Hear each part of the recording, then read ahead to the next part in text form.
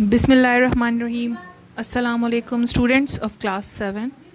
Today I am going to start lesson number 1 from your book, Fourth Secondary Social Studies for Pakistan. So it is good for all of you to keep your books open for the better understanding of the lesson. So here we start our lesson. As you all can see, the name of the lesson written on the top of the page is Geography of the Muslim World.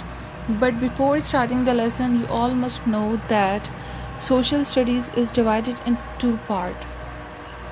The first is geography and the second is history. Geography is itself made up of two parts. Geo means earth and graphy means to study. And the next is history. In history, we study about all events took place in the past. Come to the first topic of the lesson is Muslim world. The first we discuss about that why it is called Muslim world. It means those countries where Islam is practiced or where majority of the population is Muslims and whose government has declared them Muslim countries are called Islamic world. But the Muslim world doesn't mean that non-Muslims don't live there. They do live, but in minority. Next, some of the few Muslim countries that come in Muslim world are Saudi Arabia, Jordan, Yemen, Iran, Iraq, and so on. As you can see clearly in the graph showing the percentage of the different religion. Among all religions, Christianity is the name of the religion followed by Christians. The Christian people is 33%, means Christianity religion is the first largest religion in the world. Then Muslims, they follow the religion Islam. Muslims live 21%. After that, Hinduism is the religion followed by Hindus live in 14%. Then Buddhism is a religion followed by Buddha. They are 6%, and the other religion, they can be many other religions. The percentage is 26%, make the whole Muslim world. Now the political map showing the different countries in two different colors. The countries in green color show that they are pure Islamic countries, and the countries in brown colors show that they are non-Islamic countries. Again, here non-Islamic countries doesn't mean that the Muslims don't live there. They live, but in minority, in a very short percentage. Or they are the non-Muslim countries are those they are not recognized as Muslim countries due to the minority of the Muslims. When we talk about the political map, it is very important to know the expansion of the Muslim world. So Muslim world has expanded 15,000 km from east to west and 6,000 km from north to south. There are different people who follow different religions in the same countries, but there are some basic things that has bounded the Muslims together in a Muslim world. Some of them are vast region, and then faith in Islam, faith in the four holy books of Allah, faith in the last messenger of Allah, and faith on the last day of judgment, and so many other things. Most of the Muslim countries are located on the level land. The next is physical feature. So, natural feature on the surface such as water, mountains and desert. Usage, deserts, mountains and lakes are all physical features. The main mountain region are Atlas Range in North Africa, highlands of Ethiopia, Yemen, southern end of Saudi Arabia, and much of Iran. The highest region of all are Afghanistan, and from Pakistan are Hindu Kush and the Karakoram Mountains. The next topic is vegetation and natural vegetation. Vegetation means growth of plants.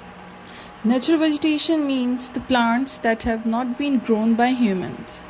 The growth of vegetation depends on temperature and moisture. It also depends on factors like slope and thickness of soil. It is categorized into three broad categories: forest, grassland, and shrubs. In the graph given below, it is showing that Malaysia, Indonesia, and some parts of Africa has a very little natural vegetation. The next topic which comes in vegetation is desert. A few of the deserts are found in Muslim world. Hot desert. It is hot arid areas with little rainfall and extreme temperature. The next is temperate desert. It is a barren area of land with little precipitation. Precipitation means rainfall. Precipitation of 10% and living conditions are hostile for plants and animal life. Hostile means very difficult.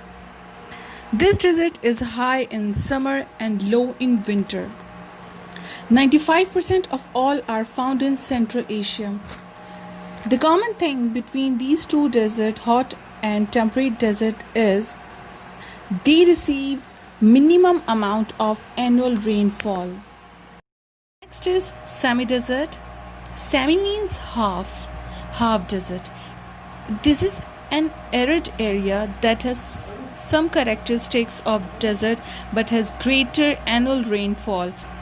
This desert is different from hot and temperate because it receives highest amount of rainfall. The last is scrubland.